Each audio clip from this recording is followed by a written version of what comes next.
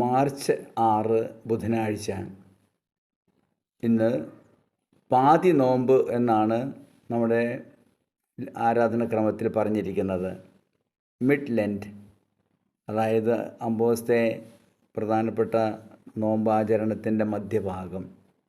കുറേയെല്ലാം നമ്മെക്കുറിച്ച് തന്നെ ചിന്തിച്ചുകൊണ്ട്, നമ്മുടെ പാവങ്ങളെക്കുറിച്ച് പശ്ചാത്തപിച്ചുകൊണ്ട് ഒരു പരിവർത്തനത്തിലേക്ക്, മാനസാന്തരത്തിലേക്ക്, തിന്മകൾ ഓരോന്നെടുത്ത് അതിനെ മാറ്റം ചെയ്തുകൊണ്ട് കുറേ കൂടി വിശുദ്ധിയിലേക്ക് വരാനായിട്ട് നമ്മൾ ശ്രമിച്ചുകൊണ്ടിരുന്ന ആഴ്ചകളായിരുന്നു കഴിഞ്ഞു പോയത്.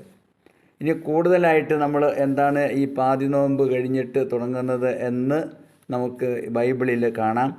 വിശുദ്ധ മർക്കോസിൻ്റെ സുവിശേഷം 10-ാം അധ്യായം 46 മുതൽ 52 വരെയുള്ള തിരുവചനങ്ങൾ. യേശു ജെറീക്കോയിൽ വന്ന് കുറേ അത്ഭുതങ്ങളെല്ലാം പ്രവർത്തിച്ച ശേഷം ജെറീക്കോ വിട്ട് പോകുമ്പോൾ ബർത്തിമോസ് എന്ന് പറയുന്ന ഒരു അന്ധയാചകൻ വഴിയിലിരിക്കുന്നത് കാണുകയുണ്ടായി.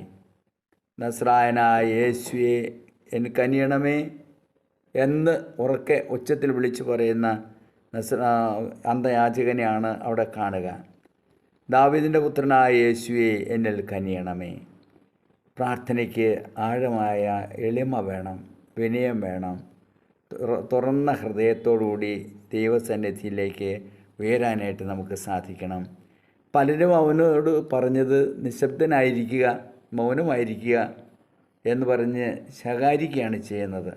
പക്ഷേ ഈ ബർത്തിമോസിനെ സംബന്ധിച്ചിടത്തോളം അവൻ ഉറക്കെ ഉച്ചത്തിൽ വിളിച്ച് പറയാൻ അവനക്ക് തോന്നിയത് ദാവീദിൻ്റെ പുത്ര എന്നിൽ കനിയണമേ എന്ന് മാത്രമാണ്. അവൻ്റെ ആവശ്യം എന്തോ ഉള്ളിലുണ്ട്. അതുകൊണ്ട് ദൈവത്തെ വിളിച്ചപേക്ഷിക്കുന്നവനോട് കൂടെ ദൈവമുണ്ട് എന്ന് യേശു തെളിയിച്ചു കൊടുക്കുന്ന സുവിശേഷ ഭാഗം. എന്നിട്ട് യേശു പറഞ്ഞു, ഈ അന്ധനെ ഇനി വിളിച്ചേ. അവൻ അന്ധനെ മറ്റു ശിഷ്യന്മാർ വിളിച്ചുകൊണ്ട് വന്നു. ധൈര്യമായിരിക്കൂ, നീ എഴുന്നേൽക്കാനാണ് ശിഷ്യന്മാർ പറഞ്ഞത്. അവന് പുറം കുപ്പായം ദൂരേക്ക് എറിഞ്ഞിട്ട് അവൻ എഴുന്നേറ്റ് ഓടുകയാണ്. കാരണം അങ്ങനെ പ്രതീക്ഷയില്ല. യേശു തൻ്റെ സ്വരം കേട്ട് എന്തെങ്കിലുമൊക്കെ ചെയ്യും, അപ്പോൾ അവൻ്റെ കണ്ണ് സുഖമാവും എന്നായിരിക്കണം അവൻ ചിന്തിച്ചത്. സാധാരണഗതിയിൽ ധർമ്മം തരണമേ എന്ന് ഭിക്ഷകൾ വഴിയേറിയിരുന്നുകൊണ്ട് പ്രാർത്ഥിക്കും. വേറെ ഒന്നുമില്ല, ആ സ്വരം മാത്രമേ പറ്റുള്ളൂ, കണ്ണുകൊണ്ട് കാണാൻ പാടില്ല. അപ്പോൾ അതിലേക്ക് എന്തെങ്കിലും ഇട്ടിട്ട് പോകും.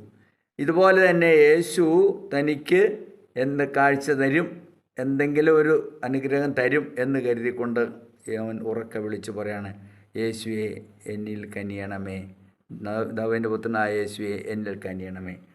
അവൻ ഉടനെ തന്നെ യേശുവിൻ്റെ അടുത്ത് വന്നുകൊണ്ട് ചോദിക്കുന്നുണ്ട്, യേശു നിനക്ക് വേണ്ടി ഞാൻ എന്ത് ചെയ്യണം?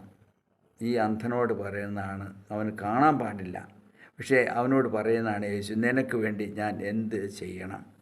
നീ എന്താണ് ആഗ്രഹിക്കുന്നത്? നിനക്കുള്ള ആഗ്രഹം പറ. അന്ധൻ ഉടനെ പറഞ്ഞു, എനിക്ക് കാഴ്ച വീണ്ടും കിട്ടണം. അവന് കാഴ്ച കിട്ടുക എന്നുള്ളത് മാത്രമാണ് അവൻ്റെ ആഗ്രഹം. ഭിക്ഷ കിട്ടാനല്ല, വേറെ ഒന്നും വേണ്ട, അവൻ്റെ കണ്ണിന് കാഴ്ച കിട്ടണം. ഇവിടെയാണ് നമുക്കും വേണ്ടത്. നമ്മുടെയും കണ്ണുകൾക്ക് കാഴ്ച വേണം. ഏത് തരത്തിൽ? ആത്മീയമായ കാഴ്ച കിട്ടണം.